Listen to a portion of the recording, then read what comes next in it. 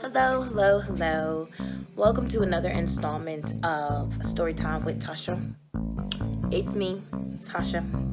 I've officially moved and look at my bedroom.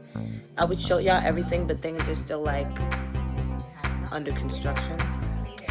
And as you can see, the room is red. That was not my decision. That's how the seller sold it to us. Who wants a bloody red room? Not me. But it's only been a week, so we're working with it. Anyway, so I know I haven't posted a decent story time with Tasha in a couple weeks, and maybe like an actual decent one since probably my first. And I kind of wanted to take the time out to get my hair right, get my makeup together, at least look somewhat, you know, decent, appropriate for this video. I'm sorry about the noise in the background because I am definitely watching an A&E cult show. I think a few people I know is in cults, but we're not going to get into that. Anyway, so before I go on this random rant, before not catching my breath,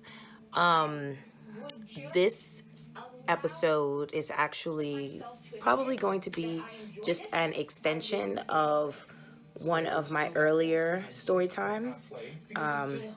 John, who asked for a threesome. And so just to give you some background, I was talking to this guy. If you haven't seen it, just to give you some background, I was talking to this guy I met through Instagram because, hey, that's what we all do these days. And it was a pretty volatile kind of relationship, if that's what you want to call it. I'm thinking, well, we went on like this weird kind of breakup, I guess, and weren't really talking or anything like that, except for, hey, how you doing? How's your day? And, we would still kick it from time to time. Long story short, he randomly hits me up one day and he's like, oh, do you want to have a threesome with me and this girl? And I was like, and it's the way he asked. All right, long story short, yeah, things didn't work out. I wanted to fight him and her. Let's not get it twisted. Both of them was going to get this work. But maturity set in, and I was like, Tasha, you too cute for all of that. So just move on forward. So, yeah. That was in July. That was early July when all of this happened. We are now in January. Now, I have not spoken to him or seen him since the incident, okay? Of course, I do my spy work. So, 2 days ago, I don't have him on anything because he blocked me on everything. I think the last message I sent to him was like, I still know where you live. So he blocked me on everything. So I haven't talked to him and spoken to him or seen him or anything like that, and haven't had contact with him through my own Instagram. So a couple days ago, I get this message from his number to my WhatsApp. And it said, hey, I hope you had a happy new year. And I was like, you and your girlfriend must have broke up. He's like, yeah, we did. I was like, I wonder why. So I'm trying to play nice so I can get as much information as possible, right? And yeah, he was like, yeah, we did. I was like, well, why? He's like, oh, because he was like, it was very toxic. And I was like, toxic, huh? I wonder. Because, like, he kind of made it seem like I was a big problem when we were talking. But now all of a sudden, this toxicity is still following you. So maybe it's you. But anyway, so I was like, oh, that's interesting. So he just goes on this, well, what are you up to? How have you been? I'm keeping it very classy. I'm keeping it very respectful. And I'm like, I'm fine. I hope things are good with you, But in the back of my mind, I'm like, they always motherfucking come back. Is that a spider web? In my mind, I'm like, they always motherfucking come back. And they always come back on some bullshit. Like, oh, I miss you. Oh, I really cared about you. Oh, this, oh, that. Boy, I will punch you in your old face. That is so annoying. And it's disruptive to the process of moving on. Like, that's what really pisses me off. That you guys fully know that you are disrupting the process of someone getting over you. You deaded the whole situation. You wanted to be done with it. And you wanted to move forward. Now let me do the same. Grant me that same courtesy. But instead, you think you got control over everything and the universe revolves around you. No, bitch, you are a gram. You are a small gram in this drug world, okay? Don't get it twisted. You don't run shit.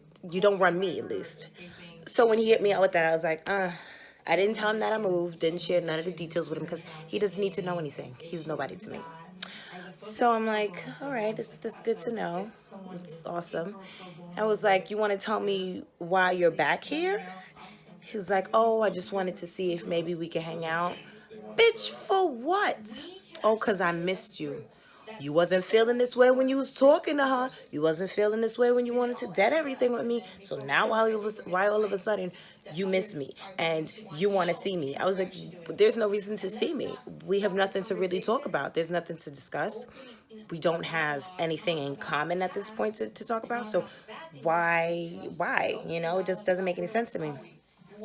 And I was like, well, do you want to tell me? After that, I was like, well, do you want to tell me why you felt comfortable asking me about this fucking threesome? Because, like, that part's, and it still sticks out to me to this very day because it's like, yo, my nigga, like, you bold as fuck. You real bold. And you did it via text and not in my face because you knew I would have caved a hole in your skull. So he says to me, when I asked him, like, well, why did you, even feel comfortable to ask me that? He was like, oh, it was stupid and I apologize. I wasn't thinking. And I was like, oh, okay. And he said something to me to the effect of, oh, I think I asked him why he never like apologized or anything like that. Like, you're apologizing now, it really doesn't mean anything. You're apologizing now because you're no longer with your ex or whoever you were messing with and things didn't work out. So now you're sorry? No, you wasn't sorry then. You're not fucking sorry now. And he was like, the reason why I never apologized to you then is because I was nervous that you was going to fight me and her. And I was like, you're absolutely right. You are absolutely right. But maturity set in and I was like, I'm not doing that. A part of me wished I did, but I was like, I'm not doing that. I got way too much, I got way too much to lose. I got way too much going on in my life. And honestly, in hindsight, this guy, I could have done so much better.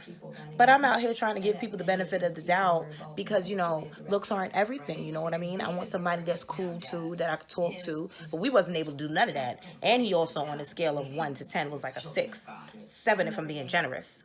But yeah, it was like, in hindsight, I was like, bitch, what the fuck was you so attracted to? And you know what I will never forget? And this is probably fucked up, but I don't care. Like, every time I think about him and I think about them sleeping in the bed together, I think about how he breathes with his mouth open and his breath be stink. Like, so... And this happened like almost every time we slept. So I had to make sure like my head was either under the pillow or my head was all the way on the other side of the bed because like his breath smelled horrible. And I mean, people have morning breath and things like that, but it's like from the moment we went to sleep to the moment we would wake up. And I had to wake up early for work, so I didn't get to stay in the bed and deal with that too much. I mean, his dog's breath smelled better than his. Anywho, so that was some of the stuff that, like, I swear to God, every New Year shit like that happens. Every fucking New Year. Now, I don't save numbers because people are so temporary. And I don't understand why they save numbers. Like, you decided to cut me off. Well, no, a lot of times I do.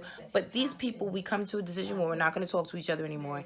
And then randomly, they find it convenient or they find it necessary to wish me a happy new year or wish me a happy holiday. Bitch, you ain't give a fuck whether or not I was breathing throughout the year. Don't wish me no happy nothing, okay? What you need to wish me is a happy moving forward. And I'm doing that. So stay in your lane, let me move on, and you move on. Let's just keep it like that. I'm so tired of, and they be grown ass men too. They be grown as fuck. They be real grown. Just like, oh, I just wanted to, wish you a happy holidays. And if you celebrate Kwanzaa, happy Kwanzaa. It's like, fuck you. Fuck you. Because and I know you don't really care. So why are you here? Answer me that. And there's never like a straightforward answer. There's never a straightforward answer. I learned to stop expecting them, but I just like throwing jabs. You know what I mean? I just like when they write me, I just like throwing jabs. Oh, so you here right now? So something must have not went right. Oh, so I guess your life is shit right now. Oh, you must be bored. Like I just like to throw jabs. So at least with him, at the end of the conversation, because I did not agree to see him. I told him we have nothing to talk about. I have the screenshots. I sent them to my best friend. I sent them to my closest friend. As soon as I got that message, hey, Happy New Year, I was like, girl, sent it to everybody. I will be putting up the messages because that's just what I do. And I also just want to put out a disclaimer, like, hey, listen, we don't, as women, like, we don't screenshot every conversation that we have. We don't, you know, try to get dirt on people and stuff like that. That's not our MO. I think over time, as women, you know, as we get dogged and played and violated and all this shit, we have to retaliate. And I feel like the retaliation is not for just ourselves, but just to let you know, like, we're not pussy. I'm not going to let you sit here and disrespect me and think it's okay. I might let it slide a couple times, but there's going to be one time where I'm going to put you in your place. And then moving forward, you're going to be like, you know what? She ain't nobody to fuck with. Let me just back off. You know? It's kind of like a lesson. So I'm going to get the screenshots up here, let you see them, and then you could judge for yourself. Because if you've seen the previous video, then I think you would know. Anywho, so that is my, I guess, extension of, you know, my story time with Tasha, John, who asked for a threesome. I was going to do another one, but I think I might save that for a little bit later. I'm not even really sure if I'm going to post this, but I look cute. My background looks a little decent, so maybe I will. It depends on how I feel. I haven't eaten in like 3 days. I've just been living off snack food. I ain't do no food shopping. Bitch out here starving. Anyway, so thank you for watching, and please keep an eye out because there will be more Storytime with Tasha's.